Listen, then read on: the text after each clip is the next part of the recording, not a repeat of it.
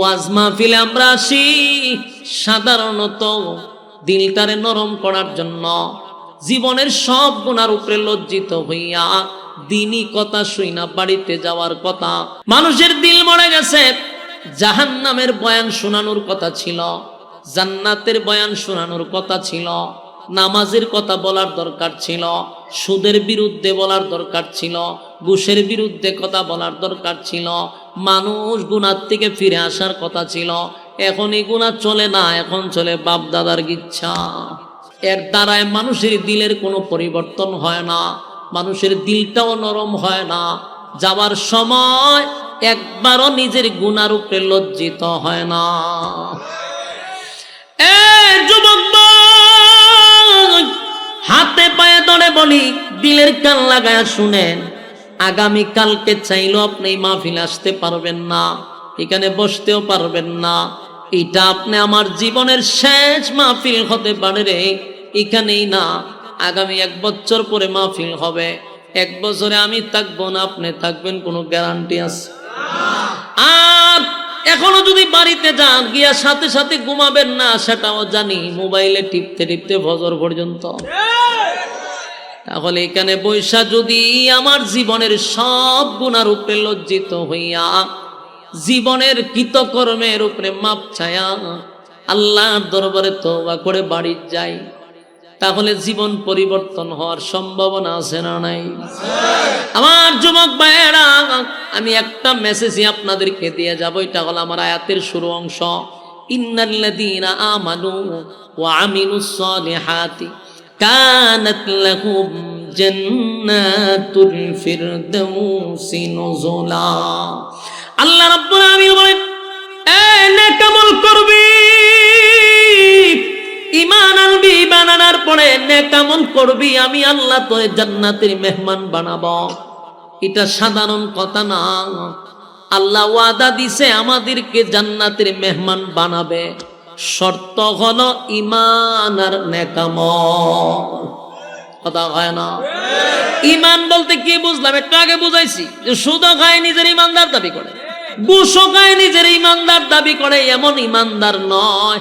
আর একজনের জায়গা দখল করে বসে আছে, এরকম ঈমানদার। এমন ঈমানদার নয় রে, সাহাবীদের মতো ঈমান আনতে হবে। সাহাবায়ে কেরাম ঈমানের উপরে অটল থাকছে, ঈমানের পরীক্ষায় তারা উত্তীর্ণ হয়েছে, তাই তো জান্নাতি সার্টিফিকেট দুনিয়াতে পাইছে। সুবহানাল্লাহ, দুনিয়াতে জান্নাতের সার্টিফিকেট পাইছে। এমনকি দুনিয়ায় থাকা অবস্থায় তাদেরকে ফেরেশতারা সালাম দিত, অসংখ্য সাহাবীদেরকে আল্লাহ নিজেও সালাম দিছে। কেন জানেন? পরীক্ষায় ফার্স্ট ডিভিশনে পাস। বলুন আমরা ঈমান আনবো কার মতো? সাহাবায়ে কেরামদের মতো ঈমান আনবো। আল্লাহর হুকুম সাহাবীদের মতো পালন করব, নবীর তরিকা সাহাবীদের মতো পালন করব। আল্লাহরে কতটুকু সাহাবায়ে কেরাম মহব্বত করত, নবীর ভালোবাসা সাহাবীদের প্রতি কেমন ছিল, এরকম ভালোবাসা আমাদের দরকার আছে না? না। আমার যুবক ভাইরা, ঈমানের পরীক্ষা হবে গো। নবীদেরকেও আল্লাহ পরীক্ষা করছে রে, নবীদেরকেও আল্লাহ পরীক্ষা করছে। দাউদ নবীরে পরীক্ষা করছে, আইয়ুব নবীরে 18 বছর পরীক্ষা করছে। এরপরে জাকারিয়া নবীরে করাতের নিচে টুকরা করে আল্লাহ পরীক্ষা করছে। ইব্রাহিম খলিলুল্লাহরে বারবার পরীক্ষা করছে। নূহ পয়গম্বরে 950 বছর পরীক্ষা করছে। আমাদের নবীর উপর মুসিবত পরীক্ষা গেছিনি? খাদা হয় না? তাহলে নবীদের উপরে যদি পরীক্ষা হয়, তোমারে আর আমারে পরীক্ষা ছাড়া ছেড়ে দিব? পরীক্ষা হবে গো, ঈমানের পরীক্ষা হবে।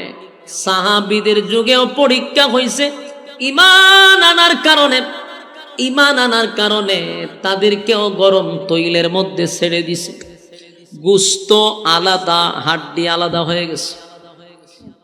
এরপরও তারা ঈমান ছাড়ে নাই, ঈমান ছাড়ে নাই, পরীক্ষা দিছে ঈমানের পরীক্ষা।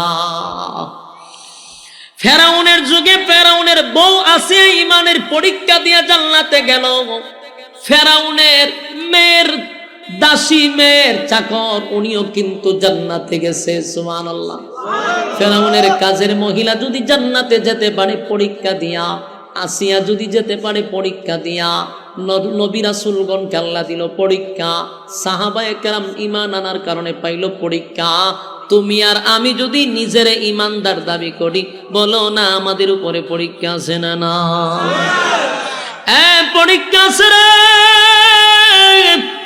পরীক্ষা ছাড়া আল্লাহ জান্নাত দিবে না, পরীক্ষা ছাড়া আল্লাহ জান্নাত দিবে না। কত সাহাবীরা ইমানের পরীক্ষা দিতে গিয়া দুনিয়ায় জান্নাতের সার্টিফিকেট পাইছে। আমার যুবক ভাইয়েরা, আল্লাহর নবীর যুগের সাহাবীরা ঈমান আনার কারণে তারা কিন্তু নির্যাতনের শিকার হইছে। এমনকি নির্যাতনের স্টিম রোলার তাদের উপরে চাপায়া দিছে। এমনকি নির্যাতনের কারণে আমার মালিক অসংখ্য আয়াত নাজিল করে তাদেরকে সান্ত্বনাও দিছে। এত নির্যাতন সহ্য করছে শুধু ঈমান রক্ষার্থে। হযরত বেলাল হাবশী ঈমান আনছে অপরাধ একটাই, জিহ্বা পর্যন্ত পেরাক মারা হইছে। নাউজুবিল্লাহ। জিহ্বাটারে টান দিয়া পেরাক মারছে, পেরাক জানে আল্লাহ আল্লাহ না বলতে পারে।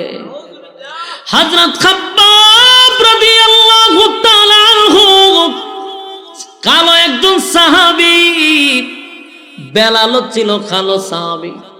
এই কয়েকটা কালো আছে আল্লাহর কাছে তাদের বড় দাম। লুকমানে হাকিম একজন কালো, খাব্বাব রাদিয়াল্লাহু তাআলা আনহু উনিও কালো, বেলাল উনিও ছিলেন কালো, কিন্তু এদের দাম আল্লাহর কাছে অনেক বেশি। খাব্বাব রাদিয়াল্লাহু তাআলা আনহু কালেমা পড়ার কারণে ওনার পিছন দিক দিয়া কোনো গোশত ছিল না। গরম গরম গরম কয়লার মধ্যে ওনারে শোয়া রাখত, শরীরের গোশত খসে খসে জমিনে পড়ে যেত। শুধু একবার কালেমা চারার জন্য এত নির্মম নির্যাতন। এরপরও বলছে এক আল্লাহ। হযরত বেলালের গলার মধ্যে রশি লাগাইয়া মদিনার অলিতে গলিতে টেনে টেনে নিয়ে গেল। কালো বিলালটা যেন লাল হয়ে গেছে। একটাই অপরাধ রে, কালেমা পড়ছে। কত নির্যাতন, কত নির্যাতন, কিন্তু জবান দিয়া বলছে এক আল্লাহ। ফেরাউনের বউ পর্যন্ত এই পরীক্ষায় উত্তীর্ণ হইল। ফেরাউন্না ছিল, নাম ছিল পেরাক ফেরাউন। কি ফেরাউন? আসিয়া যখন কালেমা চারে না, মুসার আল্লাহর উপরে ঈমান আনছে। ফেরাউন্না কয় আমি তুই খোদা, আমার উপরে আবার কেউ খোদা আছে নাকি? আসিয়া রে তুমি কি আমারে খোদা মানো না? আসিয়া কয় কোন অ্যাঙ্গেলে তুই খোদা না, তুই হইলি একটা দুশমন এবং জালেম ফেরাউন। ফেরাউনের মেজাজ গেছে গরমে। ফেরাউন আসিয়ার উপরে নির্যাতন শুরু করল। অপরাধ একটাই, এক আল্লাহর উপরে ঈমান আনছে। আল্লাহ কয় যখন আসিয়ার ঈমানের জজবা বেড়ে গেছে, আমি আল্লাহ আসিয়ারও ছেড়ে দেই নাই, ঈমানের পরীক্ষা নিয়েই জান্নাত দিছি।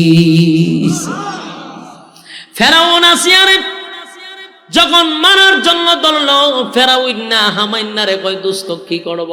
হামানে কয় তোর বউরে আগে উলঙ্গ করে দে। নাউজুবিল্লাহ। আসিয়া ছিল লজ্জা, প্রচন্ড লজ্জা পাইতো উনি। এত শর্মিন্দা মহিলা ছিল। 4 জন মহিলার মধ্যে আসিয়া একজন। গোটা পৃথিবীতে 4 জন মহিলারে আল্লাহ সালাম দিছের মধ্যে আসিয়া।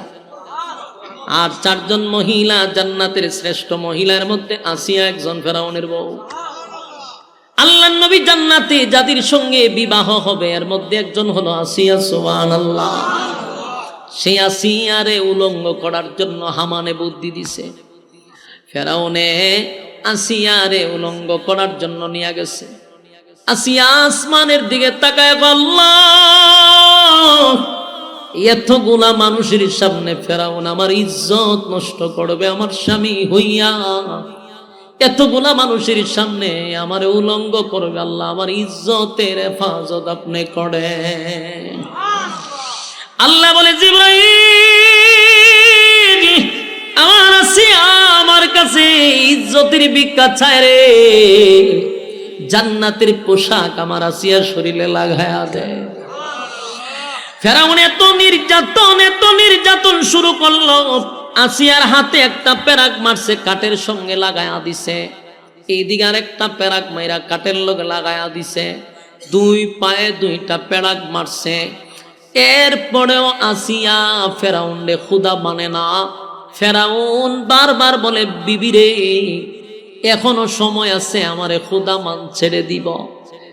এবার আসিয়া মুখ টুট লড়াইয়া কি যেন বলে। ফেরাউন আসিয়ার কানের টুটের কাছে গিয়া কান লাগাইছে, লাগায়া দেখে আসিয়া আল্লাহ আল্লাহ বলে ডাকতেছে। ফেরাউনের মেজাজ গেছে গরম হইয়া, কয় হামাইন্না রে আমার বউরে উলঙ্গ করলেও কালেমা ছাড়ে না। হামাইন্না বুদ্ধি দিছে, চামড়া গুলি টেনে টেনে ছিঁড়ে ফেলো, তাহলেই যন্ত্রণা সহ্য না করতে পেরে কালেমা পড়বে। চিন্তা করেন, ফেরাউন আসিয়ার শরীরের চামড়া গুলি টেনে টেনে ছিঁড়তেছে, একটা জীবন্ত মানুষের চামড়া তুললে কেমন লাগবে। কিন্তু আসিয়া আসমানের দিকে তাকায় বলে মালিক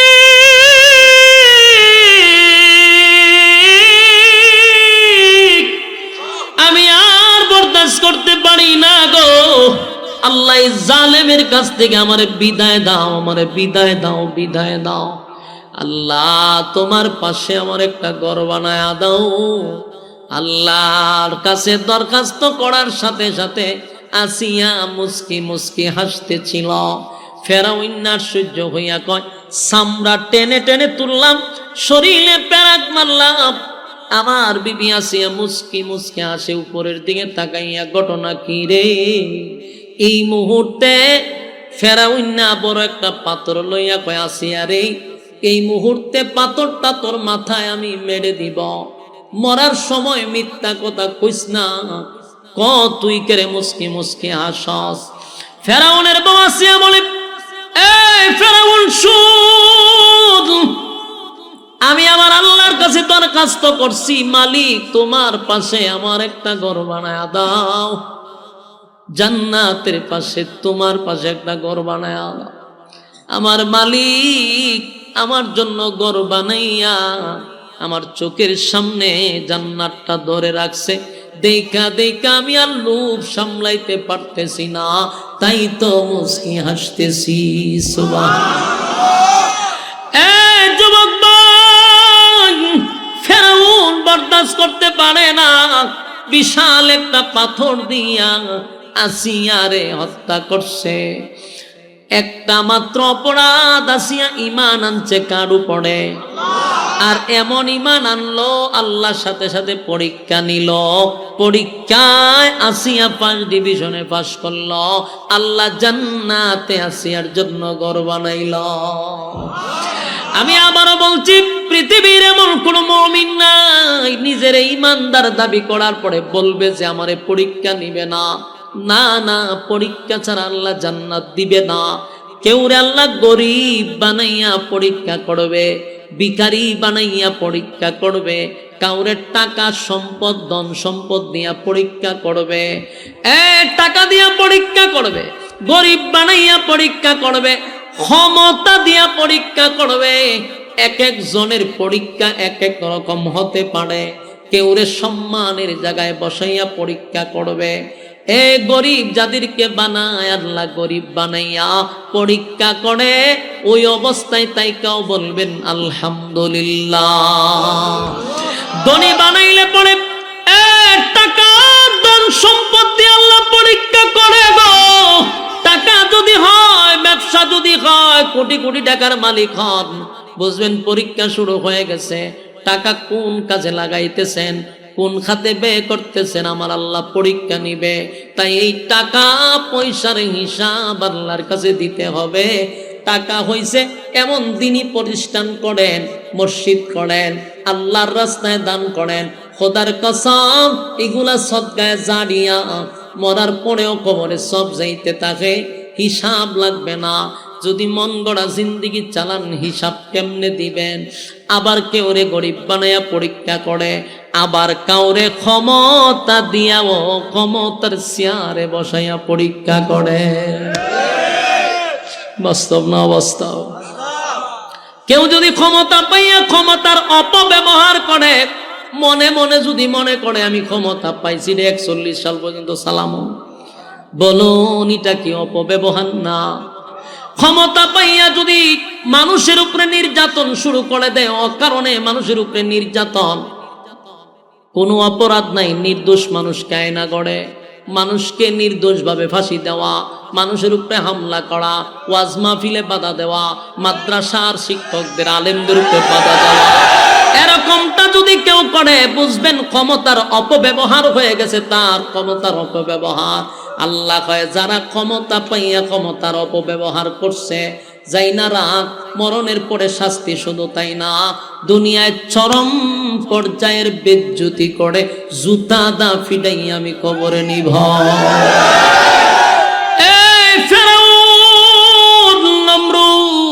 আল্লাহ তাদেরকেও ক্ষমতা দিছে রে, ক্ষমতা দিছে, ক্ষমতা দিছে। নমরুদ রে গোটা পৃথিবীর রাজত্ব দিছিল, নমরুদ রাজত্ব পাইয়া নিজেরে খোদা দাবি করছে। আল্লাহ কয় দুনিয়াতে আগে জুতা দা ফিডাইছি, তারপরে তারে খবরে নিছি। ফেউল্লা নিজের খোদা দাবি করছে, আমার আল্লাহ কয় নীল নদে ফালাইয়া আগে সুবাইছি, তারপরে কবরে নিছি। বুশরে আমেরিকার প্রেসিডেন্টের দায়িত্ব দিল, উল্টা পাল্টা করার কারণে সাংবাদিকের জুতা দাগে ফিডাইছে। ওয়াং সাং সুচি মানুষের উপরে নির্যাতন শুরু করছে, তাই সেনাবাহিনীর জুতা দিয়ে ফিডাইছে। এখন বাকি রইছিল বাংলাদেশের, তাইন্য শেষ করা হইছে। শুধু আকাশে উড়ার কারণে হয় নাই, জমিন দিয়া গেলে ঠিকই হয়ে যাইত। এরপরে বাকি রয়েছে দাদা, দাদারও আল্লাহ শেষ করবে। যারা দুনিয়ার জমিনে জুলুম করছে, কেউরে আল্লাহ ছেড়ে দেয় নাই, কেউরে ছেড়ে দেয় নাই। আল্লাহ কয় আমি ছাড় দেই কিন্তু ছাইরা দেই না। আল্লাহ বলে বান্দা শুন, আমার দেওয়া হায়াত পাইয়া, আমার দেওয়া হায়াত পাইয়া আমারে দিলি না, মন গড়া জীবন যাপন করলি, ক্ষমতা দিছিলাম ক্ষমতার অপব্যবহার করলি, সম্মান দিলাম তাও তুই নিলি না। আমি আল্লাহ পরীক্ষা ছাড়া জান্নাতুল ফিরদাউস আমি তোরে দিব না। এই জন্য সর্বপ্রথম আল্লাহ বলেন ইল্লাল্লাযীনা আমানু, এক নাম্বার হলো ঈমান, দুই নাম্বার হলো ওয়ামিলুস সালিহাত, নেক আমল। দুই নাম্বার কি? দুই নাম্বার হলো নেক আমল। এই যে আপনারা গভীর রাত পর্যন্ত আরামের ঘুম হারাম করিয়া নরমাল বিছানাতে বসে আছেন, আমি আপনাদের সামনে যতগুলা কোরআনের আয়াত এই পর্যন্ত বলছি, প্রতিটা অক্ষরে অক্ষরে 10টা করে নেকি আপনার আমলনামায় গেছে। বলুন এই নেকির দরকার আছে না নাই? হাসরের ময়দানে কেউ একটা নেকি দিয়ে সাহায্য করবে না গো। একটা নেকি মা সন্তানরে দিবে না, বাবা সন্তানরে দিবে না।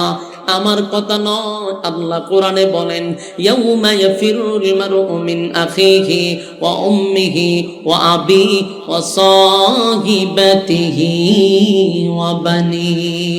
কিয়ামতের কঠিন ময়দানে মা তার সন্তানের পরিচয় দিবে না, বাবা সন্তানের পরিচয় দিবে না, স্ত্রী স্বামীর পরিচয় দিবে না, স্বামী তার স্ত্রীর পরিচয় দিবে না, কেউ কারো পরিচয় দেয় না। কেন জানেন? যদি একটা নেকি ছেলে আমার কাছে চায় রে, কোথার থেকে দেব? স্বামী যদি একটা নেকি আমার কাছে যায়, কোথার থেকে দিব? এই জন্য ছেলেকে মা চিনার পরেও একটা নেকি দেয় না। অথচ পৃথিবীতে কোনো মা তার সন্তানরে একটা মশার কামড়ও দিতে চায় না। এত মায়া, এত মহব্বত, বালিশের পাশে বৈশা থাকে, একটা মশার কামড় খাইতে দেয় না।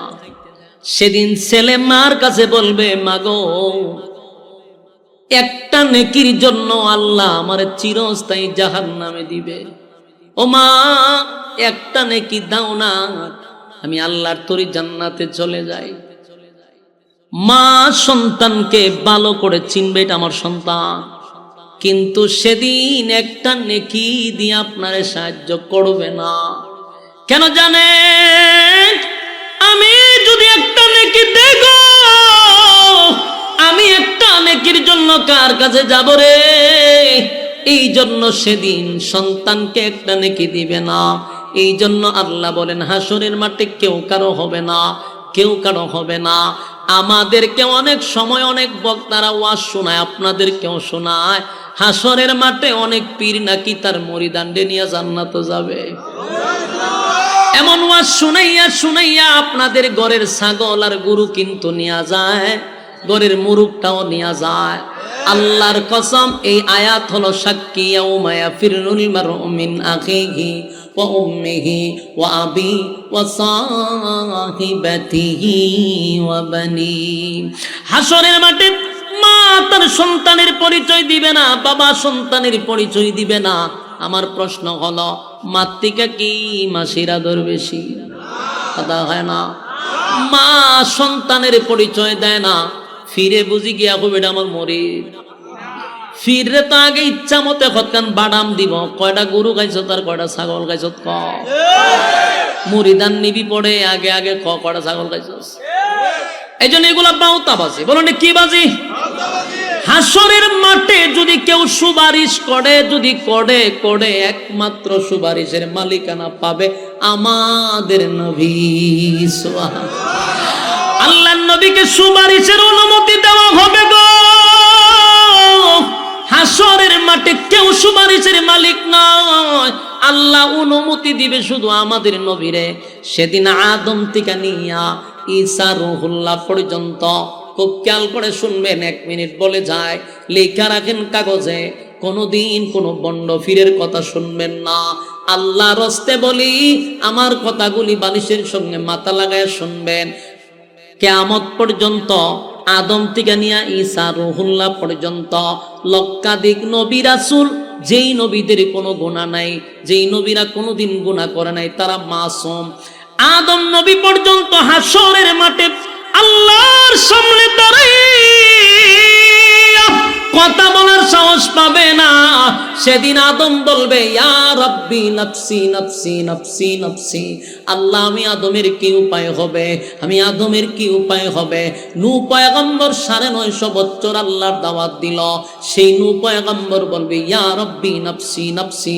আমি নূহ পয়গম্বর কি হবে? ইব্রাহিম খলিলুল্লাহ, ইব্রাহিম খলিলুল্লাহ আল্লাহর বন্ধু, সেদিন বলবে, ইয়া রাব্বি নফসি নফসি নফসি। আমার কি উপায় হবে? হাসরের মাঠে অবস্থা এমন ভয়াবহ হবে, আল্লাহর সামনে দাঁড়ায় কথা বলার সাহস কোনো নবীর নাই। পীর ফকির দূরের কথা, যেই নবীদের গুনাহ নাই, তারা আল্লাহর সামনে দাঁড়ায় কথা বলতে সাহস পায় না। আর আমাদের দেশের ল্যাংটায় আর জড়ায় বুঝি যাইব বাসাইতো, কথা হয় না। এই কথাগুলি বইলা বইলা সরল সোজা মানুষের ঘরের গরুটা লইয়া জায়গা মরুষ, ছাগল লইয়া যায় অরুষ। এগুলার বিরোধিতা আমরা করি বেশি, জন্য আমাদের সমালোচনা বেশি। আমার প্রশ্ন হলো, যেখানে নবী রাসূল আল্লাহর সামনে দাঁড়ায় কথা বলার সাহস পায় না, এখানে পীরের কি ক্ষমতা আছে? কথা হয় না। আর আমি মনে করি বাংলাদেশে যারা পীর ভক্ত, পীরের বিরুদ্ধে আমরা নয়, হক্কানি পীরদের পক্ষে আমরাও পীরের কাছে যাই। তবে এই পীর আর সেই পীর সমান না। আমরা পীরকে মনে করি উস্তাদ, পীরের কাজ হইল শিক্ষা দেওয়া। বলুন পীরের কাজ কি? পীর শব্দটা ফার্সি, এর বাংলা অর্থ যদি আপনি করেন তাহলে এটা শায়েখ অথবা উস্তাদ। উস্তাদের কাজ হইল শিক্ষা দেওয়া, উস্তাদের কাজ নয় গরু ছাগল নেওয়া। কথা হয় না? আর দোয়া যদি চাইতে হয়, দোয়া যদি কবুল করাইতে হয়, পীরের দোয়া কবুল হবে একটা প্রমাণ যদি দিতে পারেন। আর ওয়াজ করব না, আর ওয়াজই করব না। কোরআন এবং হাদিসের দ্বারা একটা প্রমাণ দেন যে পীরের দোয়া কবুল, এটার কোনো গ্যারান্টি আছে? কিন্তু আমি 100% 1000% গ্যারান্টি দিব, মা বাবার দোয়া কবুল। সন্তানের জন্য যদি মা বাবা দোয়া করে গো, এই দোয়া আমার মালিক ফিরায়া দেয় না। সন্তানের জন্য মা বাপ দোয়া করলে এটা ডাইরেক্ট কবুল হয়ে যায়। সে এত বড় পীর গড়ে তৈয়া মা বাবারে আব্বা কয়া ডাক দেয় না, পীর রে যতবার আব্বা কয়। তোর এত বড় পীর গড়ে বসে রয়েছে, এদের কাছে দোয়া চা, জীবনে দোয়া চায় না। ফিরে 1000 মোট করে দিয়ায়, তোর মা বাবার হাতে 500 টাকা দে, 1000 টাকা দে। বাবা বৃদ্ধ হয়ে গেছে, আগের মতো চলতে পারে না, এখন আর ইনকাম নাই। সন্তানের কাছে লজ্জায় অনেক সময় চায় না, পকেটেও টাকা না, 1 কাপ চা খাইতে মনে চায়, অনেক সময় কোনো কিছু আনতে মনে চায়, পকেটে টাকা নাই রে। সন্তান এখন ইনকাম করে, বাবা ইনকাম করতে পারে না। সন্তানের উচিত ছিল প্রতি সপ্তাহে বাবার জন্য একটা বাজেট রাখা, বাবারে এত টাকা দেওয়া, এটা দিয়ে আপনি খরচ করবেন, চা খাইবেন, আনন্দ ফুর্তি করবেন। এই দোয়া যদি আল্লাহর কাছে মা বাবা হাত তুল্লা করা লাগবে না, মা বাবা আহ করলে জান্নাত পর্যন্ত, আল্লাহ পর্যন্ত পৌঁছে যায়। এ আসল পীর গড়ে তুইয়া জনার পিছনে দৌড়াস রে, ল্যাংটার পিছনে দৌড়াস, এই দৌড়াইয়া কিয়ামত পর্যন্ত দৌড়াবি, লাভ হবে না। আল্লাহর কসম, বৃদ্ধ মা বাবা যাদের গড় আছে এদের সেবা যত্ন করো।